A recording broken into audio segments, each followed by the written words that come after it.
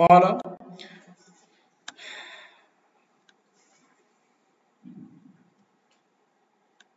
وَيَجُوزُ بَيْعُ الْفَلْسِ بِالْفَلْسَيْنِ بِأَعْيَانِهِمَا. اب وہ کہتے ہیں کہ ایک فلس کی بیع دو فلوس کے ساتھ ان کو متعین کرنے سے بھی ان کی کیا ہو جاتی ہے، ایک فلس کی بیع دو فلوس سے ہو جائیے، اور کیونکہ ان کے نزدیک یہ دونوں متعین کرنے سے بھی متعین ہو جاتے ہیں. اس کا ترجمہ ہم آگے پڑھتے ہیں، لیکن پہلے میں تھوڑا سا خلاصہ بیان کر دوں کہ یہ بحث کیا ہے.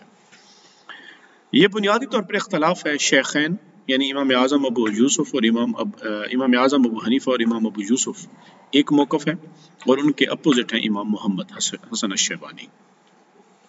شیخین حضرات کا کہنا ہے کہ جو فلس ہے، اصل کرنسی ہے دراہم اور دینار، فلوس ہوتے تھے ٹکے پیسے، تو تانبے کے تقریباً بنتے تھے، کسی دھات کے سکے بنتے تھے. یہ فلوس، ایک فلس کو دو فلس کے ساتھ بیچنا.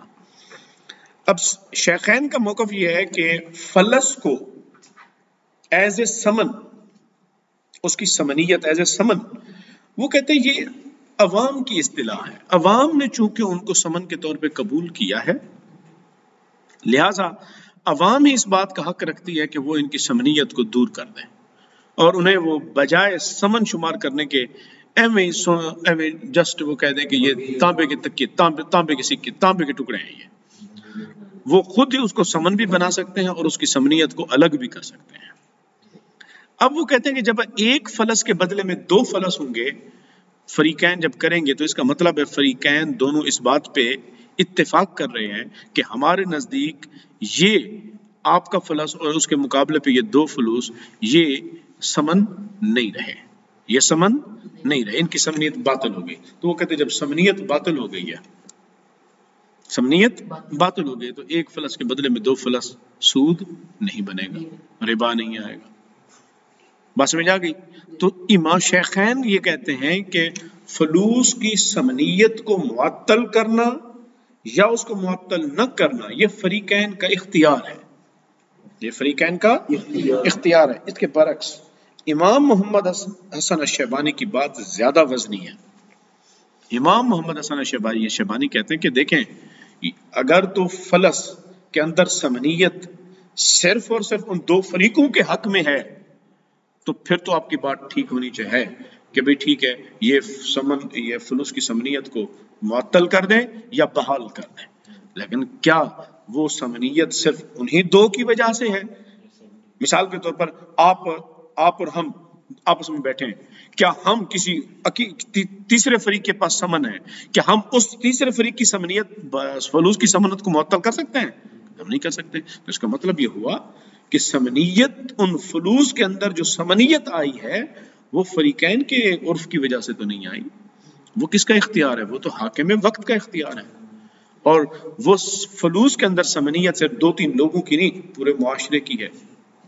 لہٰذا یہ تو فریقین کا اختیار ہی نہیں ہے کہ ان کی سمنیت کو کیا کر سکیں، باطل. تو وہ سمنیت رہے گی. جب ان کے اندر سمنیت ہے تو یہ بالکل ایسے ہی ہو گئے. اور سمن کے بارے میں ہم کہتے ہیں نقود کے بارے میں ہم کہتے ہیں متعین ہونے سے متعین نہیں ہوتے. تو یہ بالکل ایسے ہی ہو جائے گا جیسے درہم کے بدلے درہم ہو جائے گا، اور وہاں پر ہم کہتے ہیں کہ بھی ربا ہو جائے گا، کیونکہ ایک فلس کے بدلے ایک فلس اور دوسرا فلس جو ہے وہ بغیر عوض کے ہونے کی وجہ سے ربا ہو جائے گا. یہ ہے موقف امام محمد الشیبانی کا. بات سمجھ آ گئی؟ تو یہ ہے مسئلہ بیع الفلس بالفلسین کا. قال وَيَجُوزُ بَيْعُ الْفَلَسِ بِالْفَلْسَيْنِ بِأَعْيَانِهِمَا عِنْدَ أَبِي حَنِيفَةَ وَأَبِي یوسف. شیخین کے نزدیک ایک فلس کی بیع دو فلس کے ساتھ متعین کرنے سے بھی یعنی کہ متعین شدہ فلس، دو فلوس کی بیع متعین شدہ ایک فلس کے ساتھ جائز ہے. وقال محمد لا یجوز. امام محمد کہتے ہیں کہ لا یجوز، جائز نہیں ہے. کیوں؟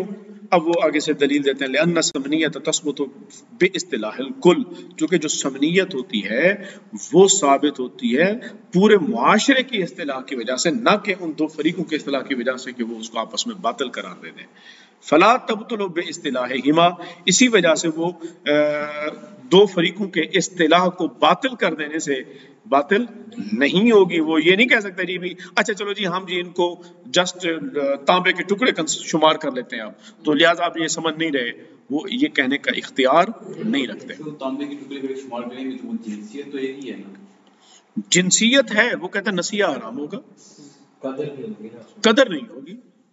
یہ اعتراض آگے آئے گا, یہ آگے اعتراض آئے گا کہ بھی وہ اگر تو اب یہاں پہ ابھی عبارت آ رہی ہے وَإِذَا بَقِيَتْ أَسْمَانًا لَا تَتَعَيَّنُ, جب وہ اسمان باقی نہیں رہیں گے تو لا تتعین تو وہ متعین نہیں ہوں گے.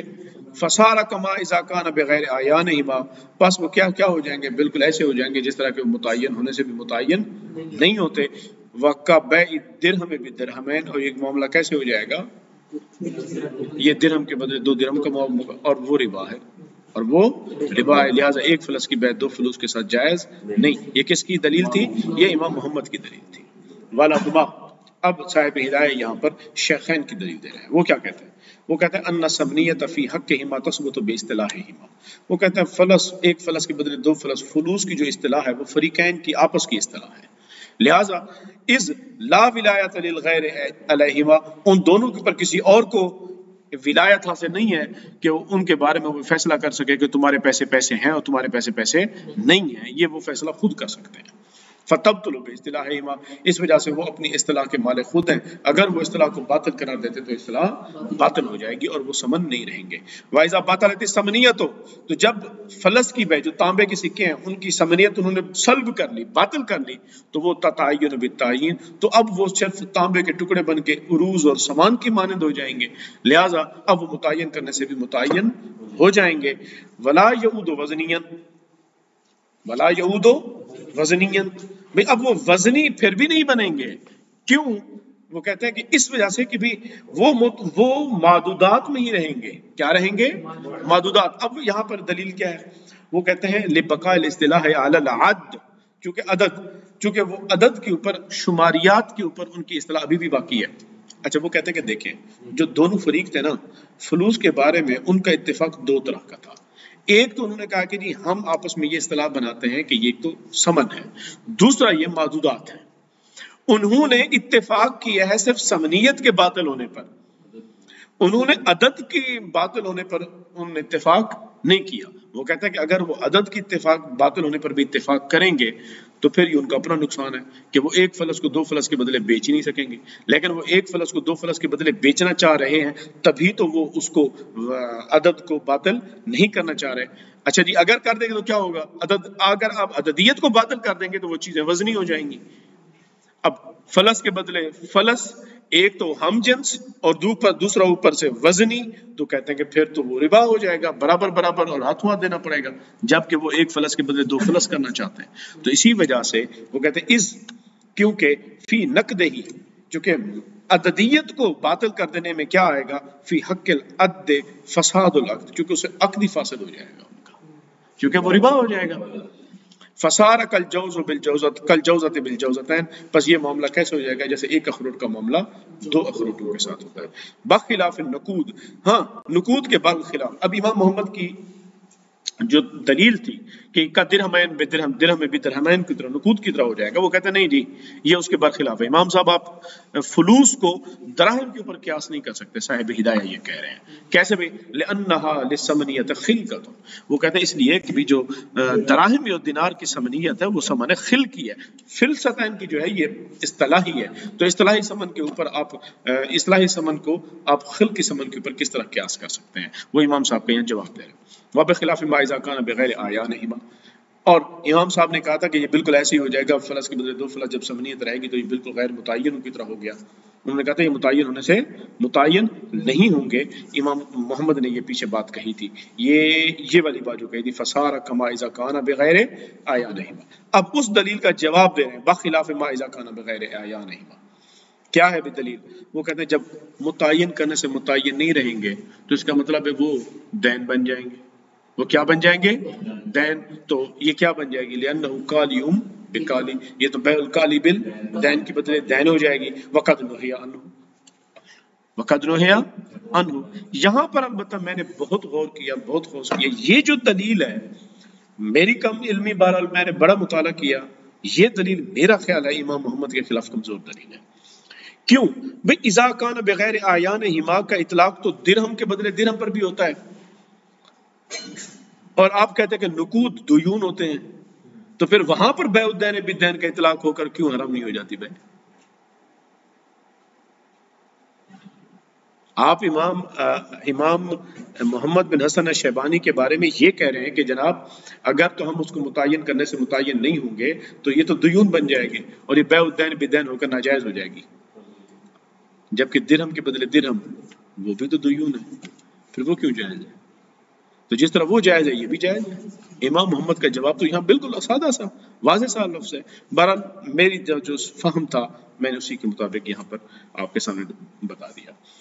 وبخلاف ما اذا كان احدهما بغیر عینه، ہاں جہاں تک یہ ہے کہ بھی ایک طرف جو ہے وہ متعین ہو اور دوسری طرف متعین نہ ہو تو کیا ہوگا؟ لأن الجنس بانفراد یحرم النساء، وہ کہتے ہیں پھر یہ معاملہ اسی وجہ سے ناجائز ہو جائے گا کیونکہ نسیہ کیا ہے؟ حرام ہے، چونکہ کم سے کم فلس کے بدلے فلس، ہم جنس تو ہے نا، ہم جنس کے اندر نسیہ حرام ہے، اسی وجہ سے یہاں پر ہم یہ نہیں کہہ سکتے۔